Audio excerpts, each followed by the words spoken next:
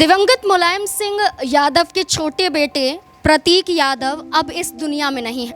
38 साल की उम्र में आज सुबह ही वो इस दुनिया को अलविदा कहकर जा चुके हैं। इस बीच में कई बड़े सवाल खड़े हो रहे हैं कि प्रतीक यादव का निधन कैसे हुआ। क्या जहरीले पदार्थ खाने की वजह से निधन हुआ? क्या जो लंग्स में ब्लड क्लॉटिंग की बात की जा रही थी इस वजह से हुआ, या इसके पीछे डिप्रेशन एक कारण हो सकता है? क्योंकि बीते कुछ दिनों से ये कहा जा रहा है कि पारिवारिक माहौल प्रतीक यादव का सही नहीं चल रहा है। जहां ऐसी भी कई पोस्ट सामने आई कि प्रतीक यादव ने खुद ये पोस्ट की हैं कि अपर्णा यादव ने उनके घर को बर्बाद कर दिया, घर को तोड़ दिया। यानी कि वो चाहते थे अपने पूरे परिवार के साथ रहना, वो चाहते थे सपा अध्यक्ष अखिलेश यादव के साथ रहना, लेकिन अपर्णा यादव की वजह से वो अपने परिवार के साथ नहीं रह पा रहे हैं। इस बीच में उंगलियां अपर्णा यादव पर खड़ी हुई, इस बीच सवाल अपर्णा यादव पर खड़े हुए। ये भी कहा गया कि बीते कुछ दिनों पहले प्रतीक यादव मेदांता अस्पताल में भर्ती थे। उस दौरान अखिलेश यादव मुलाकात करने पहुंचे थे और ये कहा गया था उनके ज़रिए कि अपने स्वास्थ्य का ध्यान रखें।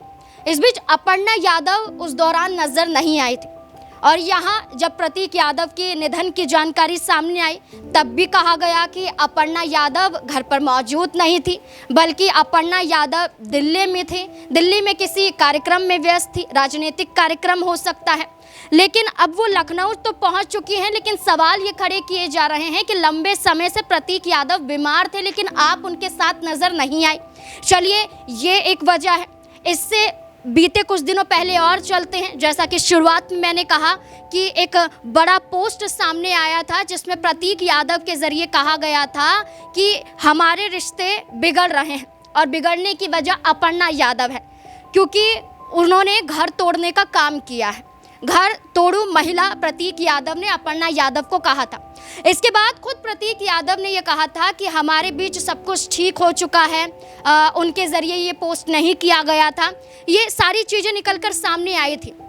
लेकिन सवाल ये भी खड़ा करता है कि जब आरोप लगे थे अपर्णा यादव पर, तब अपर्णा यादव ने कोई सफाई पेश नहीं की थी, प्रतीक यादव ही सामने आए थे। और इसके बाद हमने कुछ ऐसी तस्वीरें भी देखी जो परिवार के जुड़ाव वाली बताई गई। ये कहा गया कि जो मतभेद की बात की जा रही थी ऐसा कुछ नहीं था। स्क्रीन पर देखें, साफ तौर पर एनडीटीवी के ज़रिए ये लिखा गया था उस खबर के बाद, उस पोस्ट के बाद, कि प्रतीक यादव ने खुद ये कबूला था कि जो अनबन थी वो सुधर चुकी है।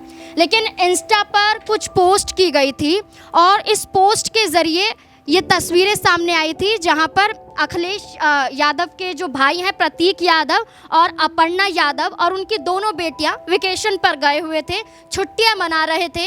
तस्वीरें सामने आई थी कि स्विमिंग पूल में प्रतीक यादव, अपर्णा यादव और उनकी बेटी की जो तस्वीरें सामने आई थी, खुशहाल चेहरे दिखाई दे रहे थे। माना जा रहा था कि सब कुछ ठीक हो गया है।